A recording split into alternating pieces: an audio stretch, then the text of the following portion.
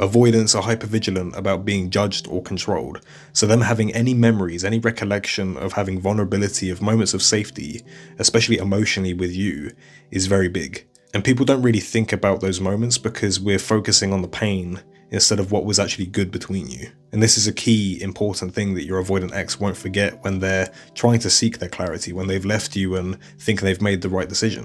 Your avoidant ex won't be able to forget the times that they've opened up and showed their flaws and were vulnerable with you and told them every insecurity, every fear they ever have. And yet you met them with support and not judgment. And that's huge, because avoidance being hypervigilant makes them see things through the lens of fear and anxiety. So naturally, when they felt safe in that instance, when they were actually real with you, shows them that that was real. Moments of feeling emotionally safe, feeling like they can be their full selves around you, relax, and not feel those intense emotions of their avoidant tendencies, is actually the real relationship.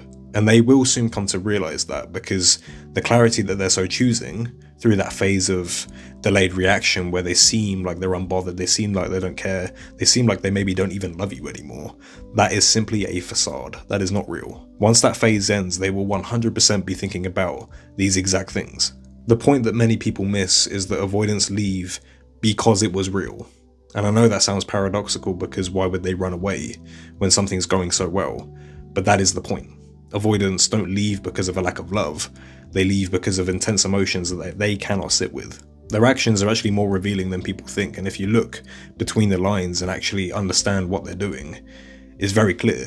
I can guarantee there were silent signs when they were leaving you, maybe in the weeks or months leading up to the breakup, that were slowly showing that they were hypervigilant, or they were falling apart, or they were just emotionally distancing themselves, not because anything had changed, but because of the way they felt inside. Those things can include not having arguments anymore, not really having deep, intimate conversations because they're slowly distancing themselves. And that's not because they're uninterested, it's because they're trying to feel safe. They're trying to not depend on you anymore, so they feel like they have their independence. That's the one fear that avoidants have, is them losing their independence, and they associate these feelings of intense fear and anxiety, feeling like the relationship is closing them in and keeping them prisoner, with losing their independence.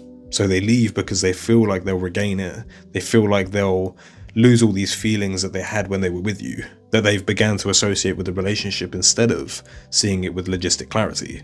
And that's where things get interesting, because that's the paradox. They leave feeling all these emotions, convincing themselves that this relationship doesn't fit them, it must be wrong because I shouldn't be feeling this way.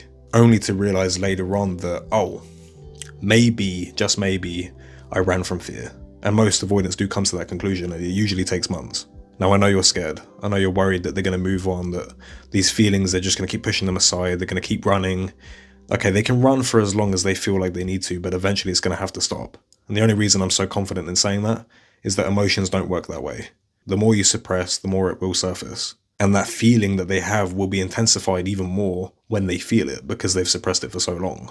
Now that may not look pretty for them, because they're going to look back in regret, maybe nostalgia, maybe reminisce on what was good, question whether they made the right choice or not, whether they should actually stick to the path they're on because maybe life has changed since then. They're going to feel conflicted. They're going to be faced with crossroads and options that they didn't have before, but ones they don't necessarily want. And that's where things get tricky for the avoidant, because they're faced with multiple options of what route to take. Now, sometimes they choose to come back, and usually in the form of breadcrumbing, usually in the form of following you on social media again, or asking a family or friend how you've been and passing that information on, or they simply maintain that distance and choose independence, choose themselves and their journey. Ultimately, that answer, that question will not be answered until they have come to that conclusion and made that decision. And naturally, when we sit and wait, we think about everything that could go wrong, every answer that we need and want, that we fall into a hole of waiting, indefinitely hoping that they'll say what we need them to say, without really focusing on ourselves or our healing, on what we want or what's actually healthy for us, even though you may be self-sabotaging at times, even though you may be neglecting yourself and what you truly need because you love them. So my answer to your question is no. They're not going to forget about all the important moments, all the little small things you did, all the big things you did. They're not going to forget that at all. And in fact, they will remember that. Later on, they will. But there's never a guarantee as to whether they'll reconcile with you, whether they'll choose to come back and communicate or miss you. Now, that doesn't mean hope is lost, because a lot of avoidants do return eventually. But whether you want that or not is up to you. Just make sure you always prioritize yourself, because it's easy to get lost in how they feel, who they've met, what they're doing, whether they'll come back. And even if they come back, all those pieces are still laid out. You haven't pieced yourself back together, which actually may help you make a better decision for yourself later on, whether that be accepting them back or choosing yourself. I really hope this was helpful to you in some way. If it was, and you want any help at all, if you have any questions for me, please leave it in the comments. I'm happy to try and answer every single one of you. Just look after yourself, and I hope it all works out for you.